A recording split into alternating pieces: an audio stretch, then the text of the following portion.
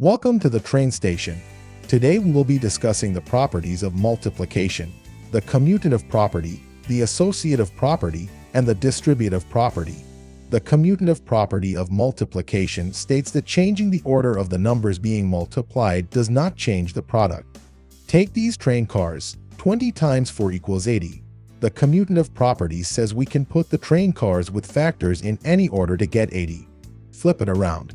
Guess what? 4 times 20 also equals 80. Flip those factors and the product will always stay the same. That's the commutative property.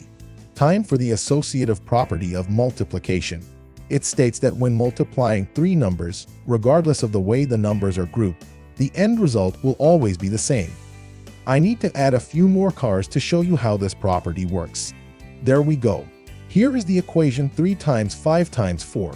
The associative property says we can group the factors in any way and still get the same answer. Let's try it out. The first group is 3 times 5, which equals 15. Then multiply the 15 by 4. 4 groups of 15 equals 60. Let's put this property to the test by multiplying 5 times 4 first to get 20 and then multiply 20 by 3. By golly, the answer is 60. Finally, we are ready for the distributive property, which states when multiplying the sum of two or more addends by a number will give the same result as multiplying each addend individually by the number and then adding the products together. That was a lot of words. In short, we can break a factor up and multiply the parts by the other factor. Here comes an example. This equation is 14 times 4 equals 56. In this example, the 14 is distributed.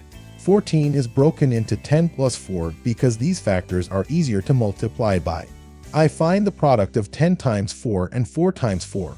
10 times 4 is 40. 4 times 4 is 16. I then add the two products together to get 56. Phew. I might need to take a breather after that one. Thanks for stopping into the multiplication property train station today. Better get to practicing.